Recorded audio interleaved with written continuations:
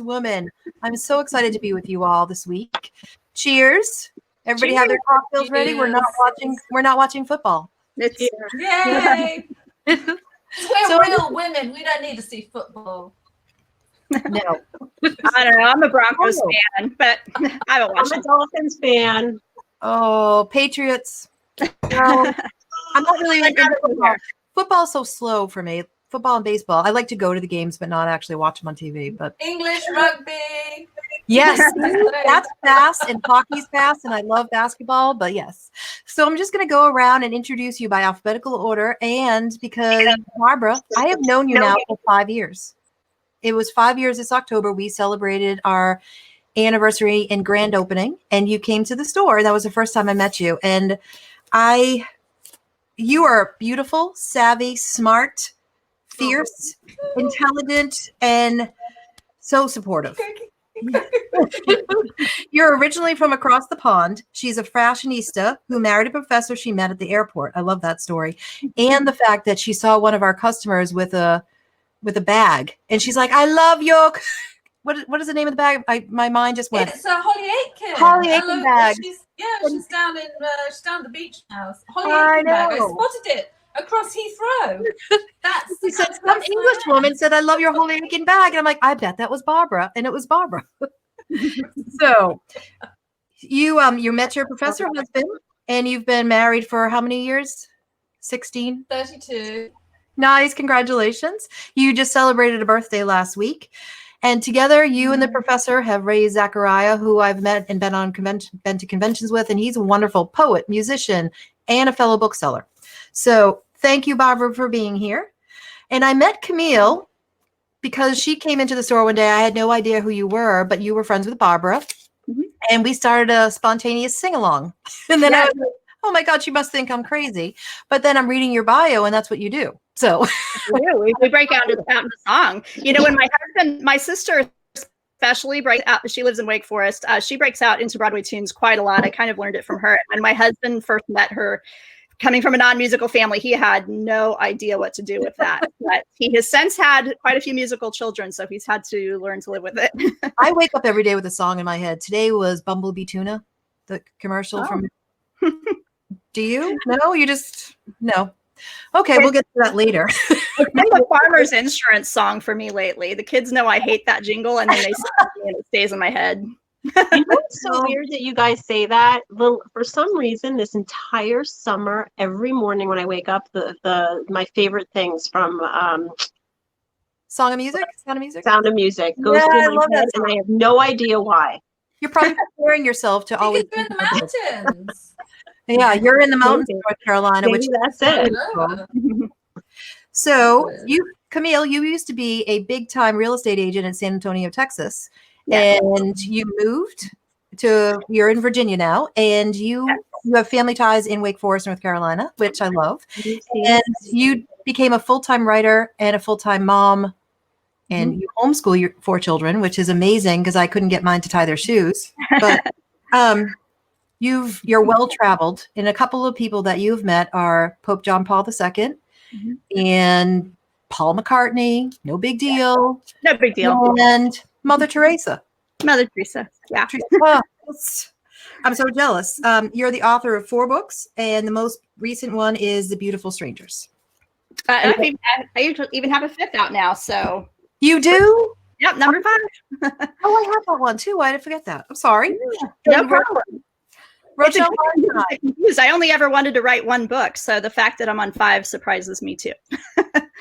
See, you're all humble too. I love that. Rochelle, welcome. I haven't actually seen you in person. You called one day because you and Camille had done an online forum, and you were giving away books from a local bookstore, which I love. So I got to talk to you then and work back and forth with the winner. And I loved your charm, and that's how this whole thing got taken off. You used to live in Los Angeles, and you worked for advertising and promotions for a film studio. No stress there, right? No. No backstabbing. Then you returned to your home state of Florida? Yes. And you worked in the music business for a bit? Yep, I did. And now my kids think I was a lot cooler when I used to be in the music business than I am now. And you write about women's stories too. I do. So I'm so thankful for you all. You're in the beautiful mountains of North Carolina right now, and I can't thank you all enough. Cheers to you and to everybody. Rochelle, I'm going to start with you. What made you want to become a writer?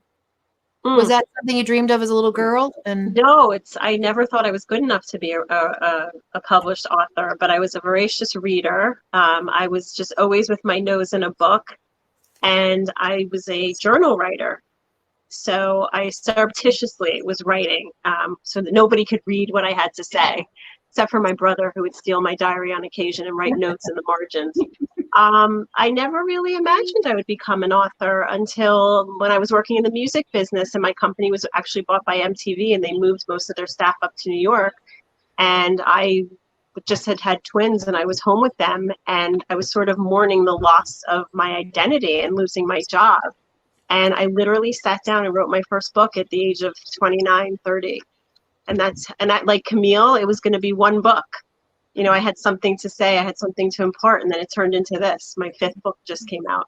wait a minute. You had twins and you wrote a book? Yeah, people hate me for that. It's in my bio, actually, on my website. We were meticulous. We were militant with their nap schedules. So they would nap like 3 hours during the day, and I was just when they went down for a nap, I literally was writing. Wow, my sister had twins. She was like that too. You have to with you this. have to be militant. Wow. You have to be tough with them. Wow. Did you? I know you like Judy Blume and Sidney Sheldon. I think we all snuck those books when we were kids. And I was reading Danielle Steele, every single one of her early books. I always say that those women raised me. Aw. Love them. Oh, I love that. And Camille, what made you decide you wanted to be a writer? And you have 4 children. I have 4 kids. Yes, 2 are in college though. So I've got a 21-year-old and as of today, a 20-year-old. So we've been having fun with birthday surprises, and then a 15 and 11. How I got started in writing was, the desire to write was when I was 12, and I just was really bullied in school. And so I spent a lot of recesses in the library, and I just read all of Nancy Drew and Trixie Belden and the Bobbsey twins. I mean, I think by the time I graduated from 8th grade, I read everything in that library. And the authors just really pulled me out of that, and they were very heroic to me, especially Carolyn Keene, the author of Nancy Drew. Yeah. So my heart was broken a few years ago when I was watching Jeopardy, and one of the questions was about the conglomerate that wrote Nancy Drew under the pen name of Carolyn Keene. And here I think I had like 3 books behind me, and I was shattered because she was the reason I became an author, and I found out she didn't exist. So that was heartbreaking. But I have to credit my mom, who's actually watching right now too. She believed in me when I didn't. She read my first early short stories and thought they were publishable. Which just shows the bias of a parent, I think. But my later stuff apparently was publishable. But my mom pushed the dream, and or she supported the dream and pushed a good vocabulary, and I credit her for that. And singing. And singing. Actually, I was the initial leader, and that I pulled the family into Broadway, and then my sister was the one who moved to New York and made the dream start to happen. So. Oh. Hey, Barbara, what about you? Just this little writing thing that you have. I'm a late bloomer. I'm the late bloomer. So, when I was 5 years old, if you'd asked me what I wanted to do, I would have told you that I wanted to grow up to be an author. I wanted to be the next Beatrix Potter. And then I got a little older and I wanted to be the next, Bronte sister without the drug-addled brother and life in the vicarage and stuff. But I've always, I love books. I've always lived in my imagination. I was painfully shy as a child. And I just, I always love stories, and I've always written in some shape or form. So the first thing that I ever had published was a poem in a national magazine when I was 10 years old. And then I got a 2-book pub deal right before my 50th birthday. So the funny thing is I actually did a presentation at a local elementary school about writing. It was for Reader's Week or whatever the big thing is in elementary school. And so I held up the poem that I wrote that I was really proud of when I was 10 years old about the family dog. And then I held up my debut novel, The Unfinished Garden. And I said to the children, well, I had this published when I was 10 years old. And then how long do you think it took me to get this published? And they said, oh, well, you look a bit old. So we'll say like 10 years. And I was going, no, more like 40.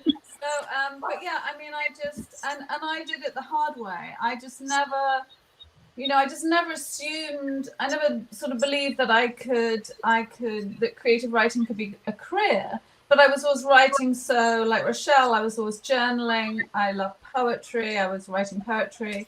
And then I kind of thought I wanted to be a fashion journalist. So off I went to study medieval history and women's history, which made no sense. But, I ended up in promotions and marketing, a bit like Rochelle. And, there's a ton of writing in PR. And so I used to bash out, my press releases on my little manual typewriter. And that was still writing to me. That's how I got my writing fix. And then, of course, I didn't actually start my first novel until after I married my beloved. And I moved from London to the Midwest. And, I had this weird resume. I was in a college town. And I thought, oh, I'll start my first novel. And, I think, like Camille, having that one person who believes in you, I had that one person who believed in me, and that's my husband. And, I got a job in marketing. So writing was always something I dabbled in, but I learned the hard way. And then I got more and more serious, and I just started teaching myself, the business of writing, and taking, when our son was little, and Larry was back from campus because he's a professor, I would take writing classes at the local arts centre in the evening. And then gradually, I was a stay-at-home mom, and gradually my husband stopped bugging me about a second career and said, okay, you're really serious about this writing thing, aren't you? I was like, yes, please let me do it, please let me do it. And so he just started sort of funding me, and of course he still funds me. But yeah, you mean so you're not wealthy? People lucky, think that, people think authors are so wealthy when you start publishing. Authors are so wealthy. Yeah. I know. I get my royalty checks and just crack up. I mean, it's just funny, really. Yeah. Yeah. I got to tell you, the funniest negative review I ever had was someone who didn't like one of my books, and she, it was a bit nasty actually. She said, "Well, I guess she didn't get to put in a pool with this one." And I had this email from my editor the next day, and she said, "Did you see this review? I wonder if this person actually knows how little money authors make." Yeah. It's like, yeah, I put in a pool. Good Lord. So I always am amazed. Like, I think there's certain jobs I could never do because I wouldn't want to get that backlash. How do you have the skin to get like backlash? I know you get more accolades than backlash, but I don't know. As women, do you think we take on like the personal stuff? Like we listen to the one bad review instead of the 1,000 that are great? Or do you ever do that? I just got to say something. I think, I don't, this might sound sexist, but I think most of the women I know are much better at dealing with rejection than most of the men I know, because, my attitude is, I'm going to show you, don't you dare. You think I'm useless? Well, I'm just going to show you. I'm going to keep going. So I don't know if you guys agree with that. Maybe it's a very sexist comment. I know. I think it's a process. This whole writing career is a journey, and I'm sure my lady author friends will agree that first horrible review is the worst review of all. The first one is the absolute worst one. I remember where I got my first 1-star review. I remember her name. I remember how horrible it was. Yeah, and you just, you get thick skin as you progress through this business. But I'll tell you something. I was talking to my son about this, and I won't get into details about why I was using this as an analogy. But I was talking to him about how we let reviews, or we let outside influences influence us. So if it's a 5-star review or if it's a 1-star review, you still have to remain confident. Like, you can't let either one skew you in either direction. Yeah. It's really, really important to just maintain your confidence in yourself and not let either review, good or bad, sway you. Yeah. True. I agree with that. True. What about you, Camille? I had a precedent of a family member who was a really outstanding cartoonist and really made it just about to the point where he was going to have his cartoons in like the Sunday papers once upon a time. And naturally, they wanted to make some edits, as happens in the publishing world. And he refused to allow any edits on his work, and therefore they didn't pick him up. And I was maybe a teenager when I witnessed this, but something clicked in me at the time that understood that you can have your passion project, but if you want to take that and actually put that out into the world and make a career out of it, I understood that you have to change your view from passion project to product. And by seeing it as a product, even though it is a piece of yourself, you have to understand that all of the people advising you are doing it because they do this all day, every day, and they probably have some pretty good ideas. So it was a good example for me to detach from that. Although my first one-star review was as devastating as they say. And the way I got over that is I thought, well, surely I'm not the only one. And I went to the reviews for The Nightingale by Kristen Hanna, which was one of my favorite books. And That's I thought, what I do. one-star review. And she has hundreds of one-star reviews for that one book. Yeah. So I thought, okay, if Kristen Hanna gets 1 star, so I'm not going to freak out about it. She probably loves that we use her as an example. Yeah. Yeah, I'm sure. Yeah. But we I'm all going to read Camille Di Maio's 1-star reviews to make myself feel better. I hope to be at the level where somebody would think that was worth looking at. But primarily it was about learning early on to detach passion from product and see them as two separate things, if that's the path you want to take. That's a really good. And I think the other thing is, when you feel kicked to the ground by something, because this industry will do that to you. Yeah. You allow yourself to embrace that feeling. You have every right to feel kicked to the ground. And then you get back up and you regroup. I mean, I'm behind on my publishing schedule, as anyone who's following me knows. And a lot of that is I abandoned a manuscript and it needed to be abandoned. And, I felt terrible. I felt like an utter failure. But, you allow yourself to feel that and you think, okay, done with that. Let's get back to the business of writing, because not everything you write deserves to be published, to be honest. Not everything I write anyway. But it's, if you want to do this, at some point you just have to learn to believe in yourself and trust your instinct and trust your gut. And there's a point at which you can be asking so many people input, and there's a point at which you have to put all that aside and just say, okay, I'm just going to listen to myself and I'm going to write the book that I want to write. And then, then I'll let other people come in and I'll start making changes. And I think that's I have 2 little pieces of advice if you're a writer or an author. 1, don't read your reviews if you don't have to. And 2, that person who gave you the really bad review, just put them in your next book as like a cat or something that you really don't like. And it just somebody gets killed off right away. Exactly. Rochelle, that's great. I've heard that from a lot of authors. So if y'all are reading books and something bad happens to a character, just keep in mind that may be somebody who was a bad reviewer in a previous book. That is so good, because you have the power.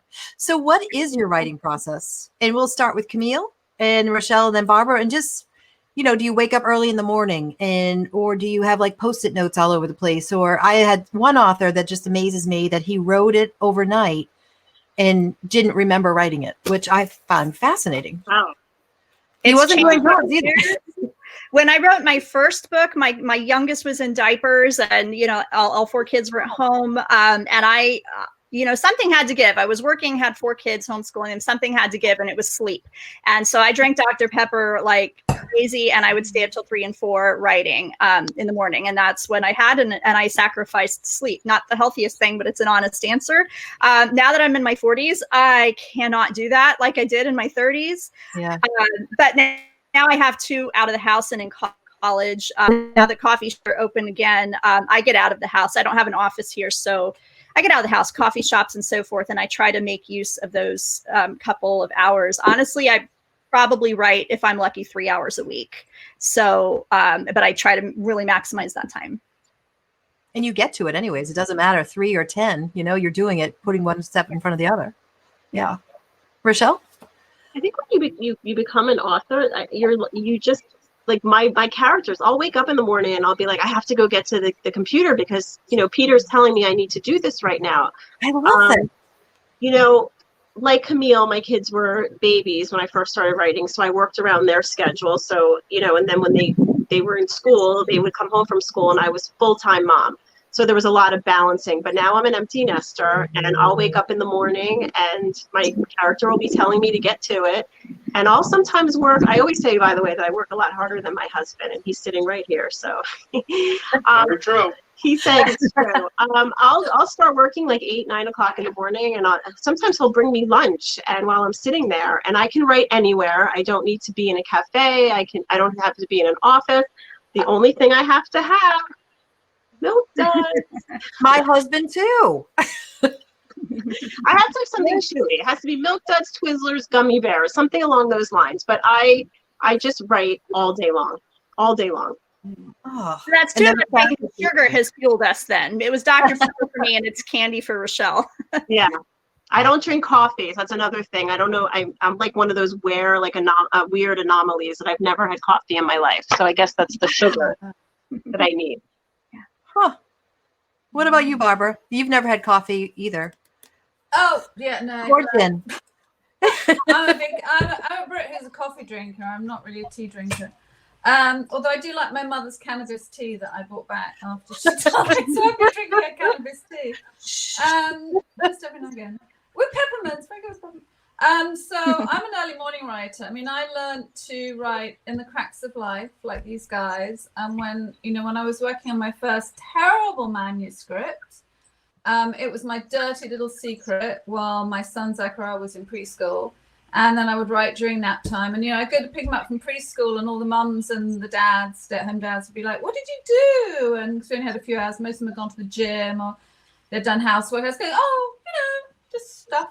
Because I didn't want to tell people what I was doing. So for a long time, it was my dirty secret. And then I put writing aside for a long time because as it's not a secret, but as most people know, my son has severe obsessive compulsive disorder. And when it was very bad, before we knew what it was, as a stay-at-home mom, that was my life. And guiding him through therapy was my life. And I completely put it aside. But then when I picked it up again, it was writing in the cracks of definitely in the cracks of life, right around his schedule. So, we found a small, funky little school for him that was 25 miles away. I would drive like a minimum of 100 to 150 miles a day, getting him to and from school.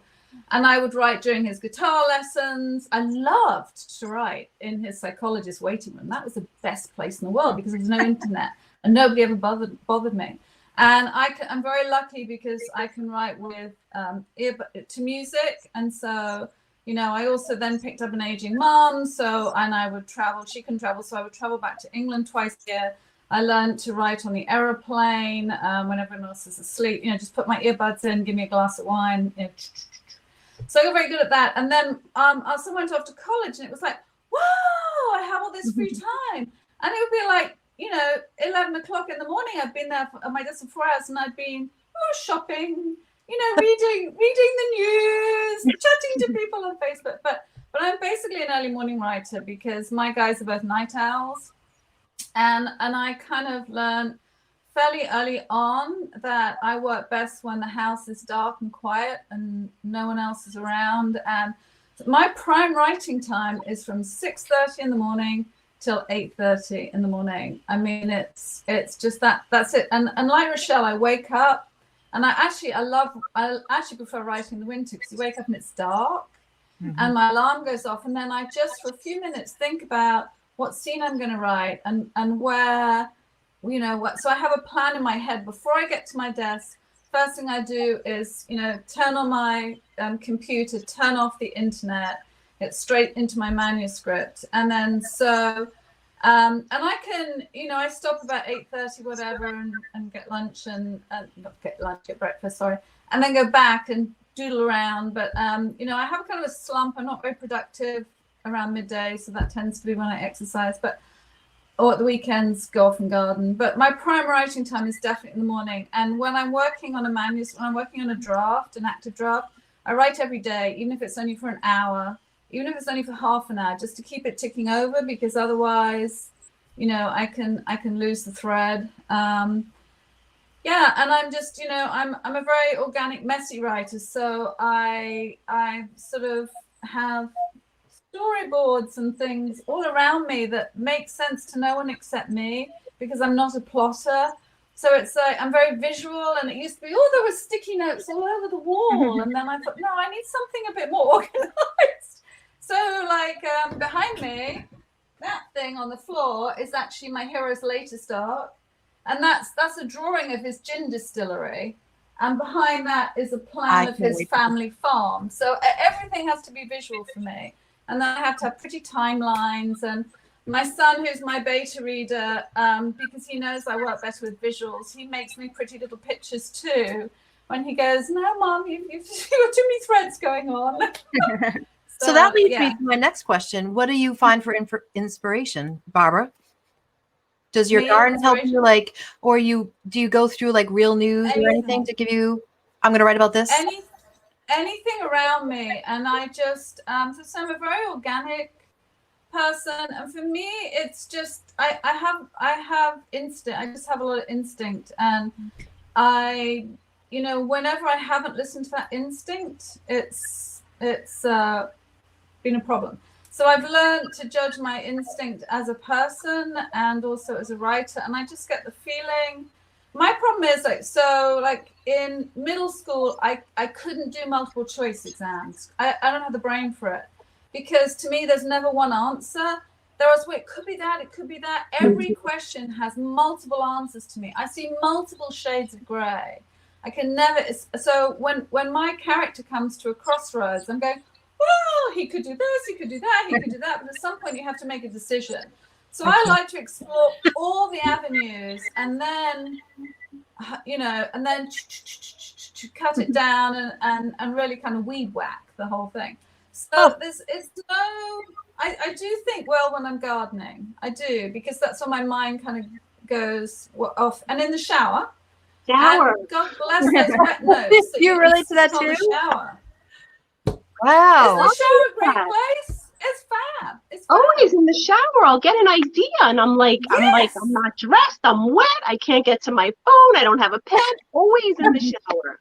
No, but there's wet pads. Those wet pads are fantastic with suction cups, and they go on the side of your shower, and you can put the pencil next, and they're amazing. Look them up. I'll email you a picture of mine. It's fantastic. Of course, I get out of the shower and I can't read my writing. So, Camille, do you have epiphanies in the shower or no? No, never. I'm more of a bath person, and at that point, there's my Epsom salts and whatever novel I'm reading, and that I would say that's fuel. The reading is fuel, but the inspiration for me comes from travel. So no, not in the shower, the bath for me. Well, I find inspiration from people around me, circumstances, relationships that I observe, family dynamics. And I echo a lot of what Barbara said, and she's talking, and I was like this, because I'm like, she's my spirit animal. Yeah. Because, I get a feeling from something and it just takes root. And I am a very gray person. There's no black and white with me. And I like to exploit all the different areas. And, I want my readers to see both sides, every side. But I'll get an idea from People magazine, like flipping through, and you see the murder of this one and this one and that one, and this one had the mental disorders, or this one. There's I'm not embarrassed, I'm not ashamed, but I do find some ideas from some of the heavy plot, twists in People magazine. But I feel like there's a story everywhere around us. I'm inspired by just people and understanding the human condition. Come hang out at the bookstore one day, Rochelle. I would love to listen. Let me tell you something. Where exactly is the bookstore? It is right downtown Wake Forest.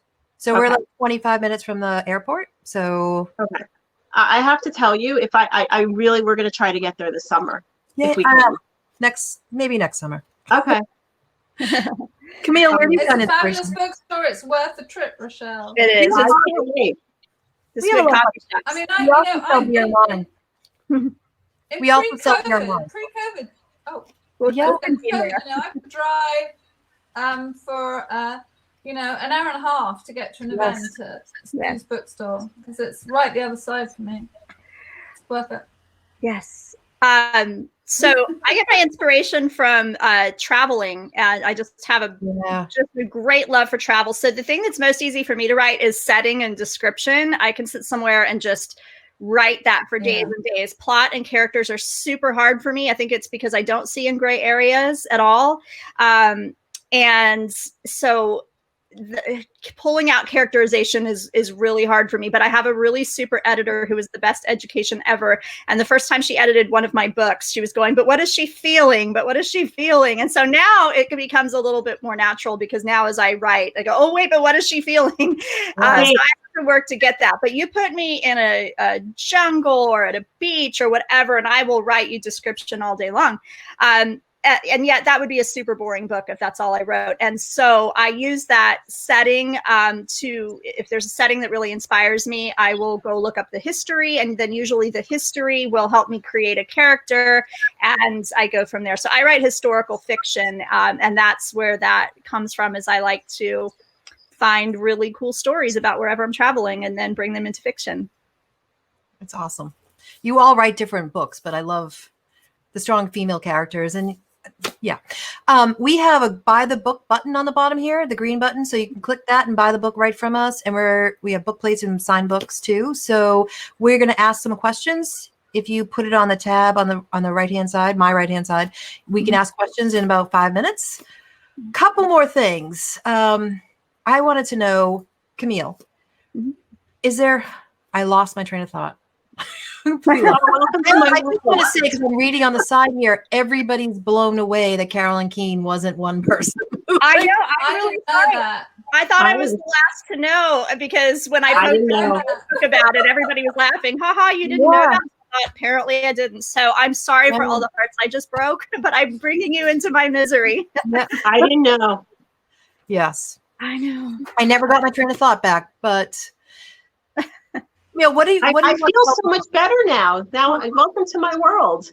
Oh, well, you're not 50 yet. So let's just say I'm that. 50. I walk up the stairs to get something out of the kitchen. I don't know why. I'm like, what did I come up here for? I was at her 50th birthday, so I'll vouch for that. But she looks like she's 30, so I'll vouch for that. Thank you. You all look great. So what have you been doing in this time? Because I've had so many writers and readers come to me and say, I just can't concentrate. I can't get my head out of my own head. How are you dealing with all this? And I'm only just now getting back to really writing. It was our college girls came home, so our house was even more full. And then the coffee shops and library were closed, so it was really tough. I barely wrote between March and August. But one of the books I'm working on right now is about two fictional Pan Am stewardesses in the 1960s. So what I did spend a lot of this COVID time doing was interviewing a whole bunch of women in their 70s and 80s who were Pan Am stewardesses at that time, and collecting their stories, and they just embraced me. They're super excited about this process. So it's been a research heavy and writing light, but it all has to happen. It just happened in a little different order for me than usual. Well, that's good. Rochelle, you're traveling. No, you're. Well, we live in Miami, and we have a summer home in North Carolina, which we love, and we've been here since May. Things in Miami were really bad. I did complete a manuscript while I was up here. So you asked what I was doing. I was writing, and I literally turned it in on Thursday because I thought my kids were coming on Friday. And of course, one of them got COVID the day before he was supposed to fly. Oh, gosh. Thank God he's asymptomatic. But I've been able to, I will tell you, the book that got me out of the reading funk very early on was, now I can't remember, the Valentine. What's it? My Dark Vanessa. My Dark Vanessa. Wasn't that mind-blowing? My Dark Vanessa was like a train wreck that you couldn't turn away from. It was disturbing, but it was like unputdownable. So once I read that book, like early May, I read a ton of books, a ton. Oh, yeah. I read, I write, and we hike, and we probably eat and drink too much. Yeah. Well, honestly, I love that book. It was devastating, but it just really explained like the Me Too movement, and why it was a modern day Lolita. Would you say so? Yeah. Oh yeah. It was very, very good. With the elements of a Me Too. Yeah. Barbara, you've had a crap year. Yeah. Well, we won't get into that, but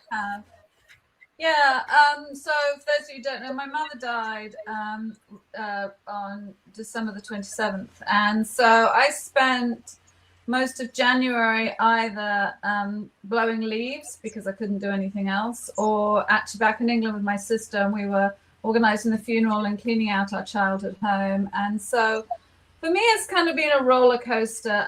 So I actually had hired a freelance developmental editor to who's worked on all my books to go through my manuscript, my work in progress, which has a working title of The Gin Club, right at the beginning of December. And then I didn't touch it until well into February. And then it was like, right, I want to get back into writing. I need this because writing has always been my escape and my therapy and the way that I process the world. But there is a lot of my life in my writing. However it comes out, everything I'm struggling with always gets processed back into my fiction. And so I worked really, really hard and I kind of got the manuscript to my editor, to my agent, because I'm off contract, June the 1st, and she said, I'm really backed up. And she spent 2 months, took her 2 months to look at it, which was actually fabulous because that gave me time to kind of think about what else I wanted to write, what was coming next, and to do some more research and actually to step back from the manuscript. And her feedback was, well, it wasn't quite as good as I'd hoped, but it was brilliant. It was actually brilliant. And so I'm doing what I call a gut and a rebuild, and I'm feeling really good about it now. But yeah, so it's been it's been sort of hard, and I've just kind of learned that you know, I'm out in my garden a lot when I need to be, and you know, when the grief comes, which it does. I mean, for those of you following me on Facebook, the other night I was all, whoa, it's time, I'm going to order my Christmas goodies early. I'm going to order Christmas pudding. And I got onto the English website, you know, British Goodies or whatever it is, where I order all my chocolate from. And I got to the Christmas pudding and I started dragging it into the virtual basket, and that was it. I was gone. I was, you know, a complete grief, what Margie Lawson calls a grief attack. So I've kind of learned to just roll with the punches. And I've also actually, my thing is that, you know, every book I've written has been through a family crisis. Because, you know, when you live with anxiety disorders and depression and mental illness and aging parents and pandemic, you know, for me, I had to figure out how to process my emotions, and I would give them to my characters. I mean, I have a lot of friends who can't write in crisis, but I was lucky because I was one of those people who could take all my negative emotions and give them to a character and kind of let the character think, right, well, you know, I'm in hell, so you're going to be too. You're going to have the same process I do.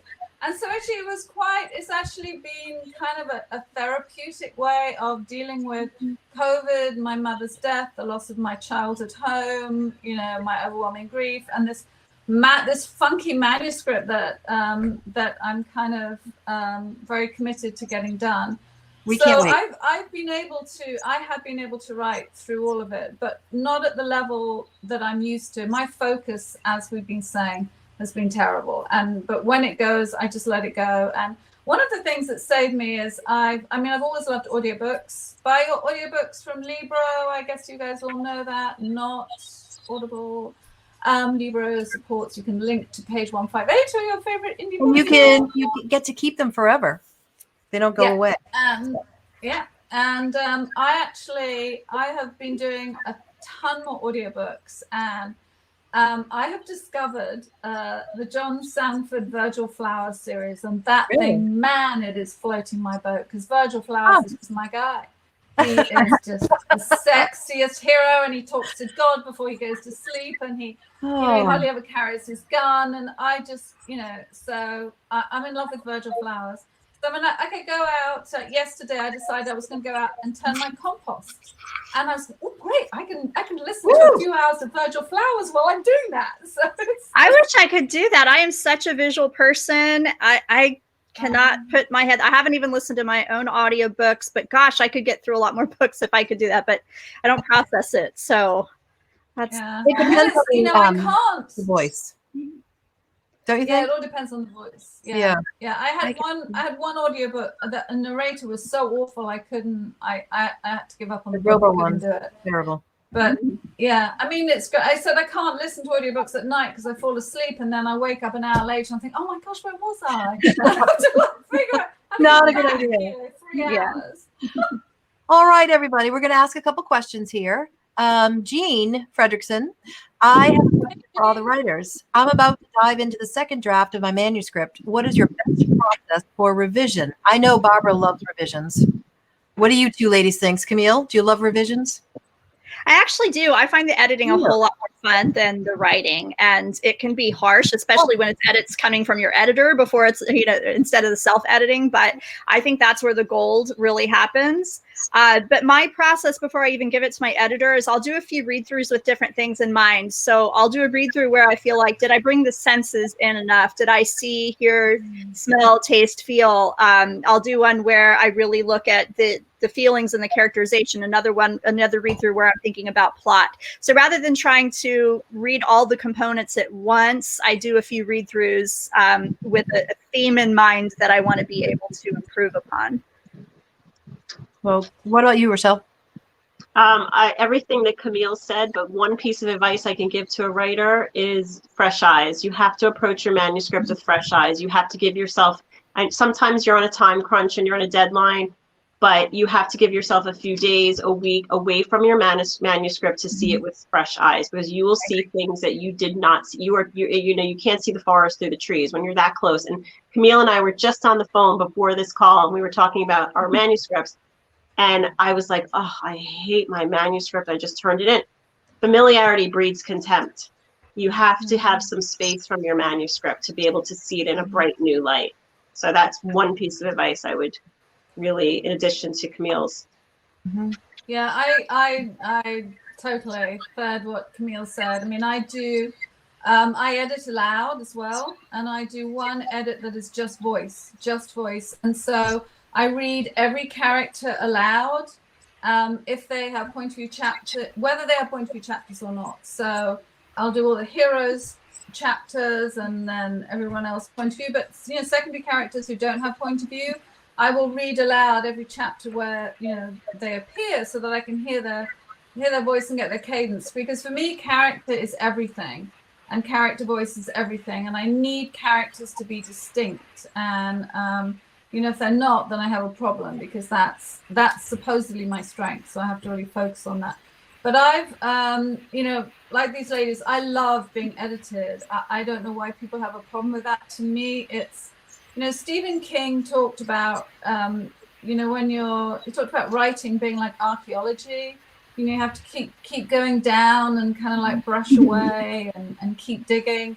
And that's, to me, where the gold happens. It's when someone, an outsider, your editor, your developmental editor, a beta reader you trust, comes in with something, and you start just like brushing away and going deeper and deeper and deeper. And, my manuscripts have to be pried out of my hands, literally, because I will keep editing until it, literally, I mean, I submit my manuscripts like, hours before they're due.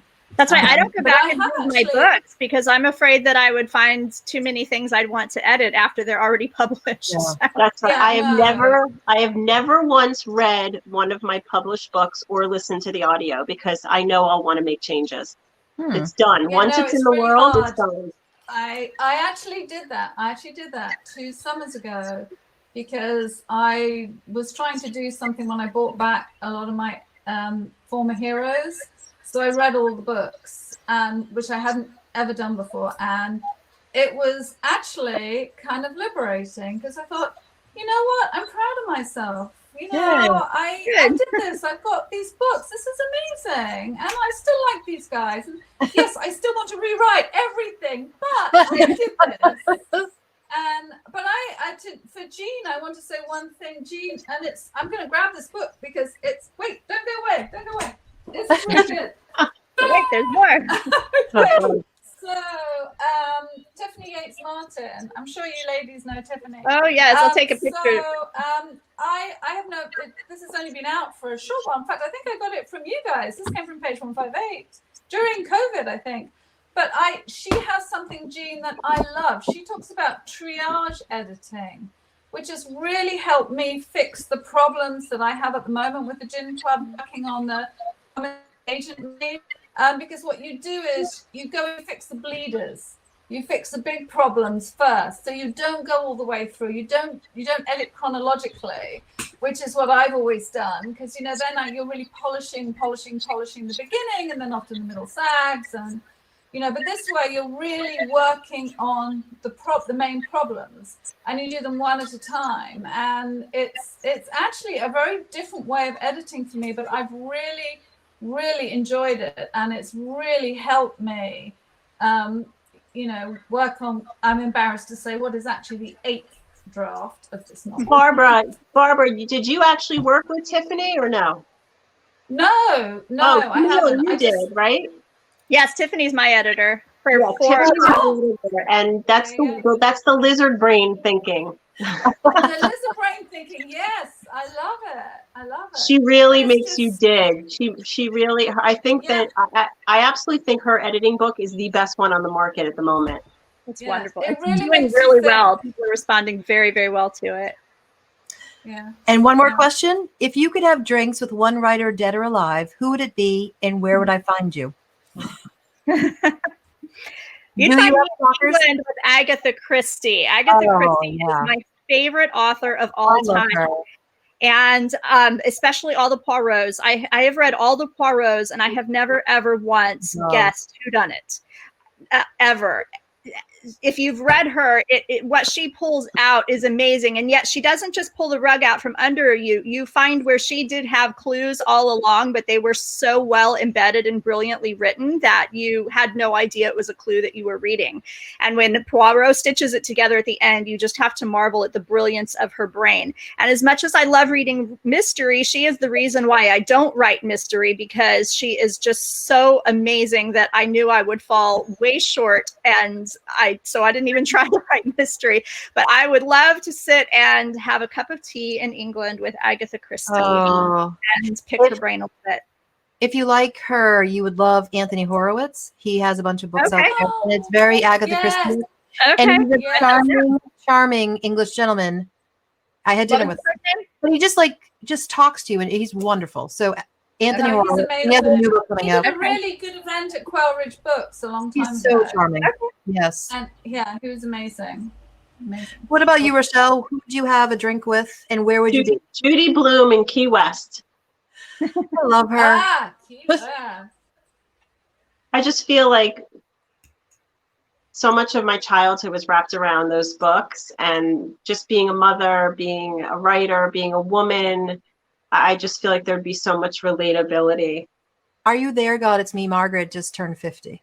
Okay, I just used Are You There, God? I just said my character had her Are You There, God? It's Me, Margaret moment in my latest book. I name her book in my latest book. I'm just very attached to her. Yeah, I love her. Yeah. Barbara, where would you go? What would you do? And of course, you'd be drinking a gin. Charlotte Bronte. Charlotte Bronte. And we would be drinking gin. And there is, I think actually it's the oldest pub in England, and it's where Dickens used to go. And when I was there in January, one of my nephews told me to go there, and it's you kind of go like down into this cavernous place, and it's now a wine bar. And I was going to go, but I didn't have time. I thought, I'll go when I get back in June for my nephew's wedding, and of course I didn't get to England in June. So, but yes, that's what I would do. Charlotte Bronte, be gin, and it would be in that pub wine bar in London where Dickens and all his friends used to hang out. I just think it'd be really cool. She has a very I want to know where Rochester came from. Why did she write Rochester? He's my favorite hero of all time. It always was. Awesome. Anybody else have questions? Bernie Brown is saying Helen was completely intrigued by the Dogman book. Oh, that's a classic too. We need to sit down with him. And I think everybody's seconding the Agatha Christie. Yeah, she's pretty amazing. But Rochelle, I don't know if you saw it in the chat, but I've never read Judy Blume, and so I'm wondering if we can still be friends. I don't know. Camille. Of course we can. Hello. I think we know that we can still be friends. Rochelle and I find uncanny similarities all the time. It's very weird that we have a departure over something, but I thought, oh, there we go. I've never read Judy Blume. So. Oh. Either. You haven't. I had my nose in all the mysteries when I knew. Yeah, I love the was Mysteries too, younger. but I love Judy Blume and Nancy Drew and all of those. So when is your next book? Do you have any kind of publication date coming out, Barbara? I'm just going. Okay, well, we'll come back to that. Camille, yours is out. Yes, mine came out in, my recent one came out in May. I have a novella that will come out in 2021. And then March 2022, I have another historical fiction coming out. That's awesome. And Rochelle, you just turned your manuscript in. When is that going to be Right. published? Well, my 5th book just came out in January, so I just turned my manuscript into my agent. So then we submit. So Well, I'm very excited. It was sent with pixie dust and prayers. 50 minutes has flown by. You're all so much fun and strong, supportive women. You know, when you all called and you all come in and you're like, let me do this for her. Oh, I love her. Like, this is the best part about being in the book world, because I can't tell you, there's not one person in the book world that knows how to do math, right? And, you know, they're what can I do to help you? Every single one of you. So I can't thank you all enough.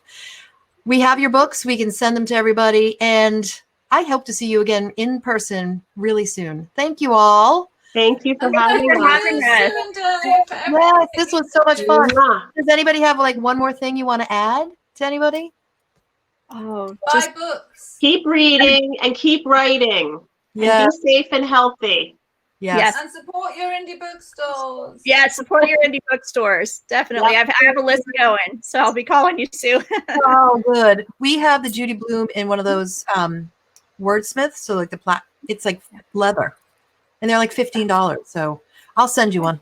Wait, is it all her books? No, it's just that one. There's some word classics that they're all in this really nice leather and bright colors, and they're all beautiful. They're like, I wish all of my books could be bound like this, and they're cheap. So we're reading War and Peace for my classics book club, which is 1,500 pages. So that's You where have I'll be. Jane Eyre? Yes, Jane Eyre. Most of Jane Austen's are. Love Jane Eyre. Yeah. My second I love favorite book. Yeah, I love Jane Eyre. Well, Jane Eyre is a strong woman. she I know. is, and so many books She's an have like amazing heroine. been based on her books. So Yeah.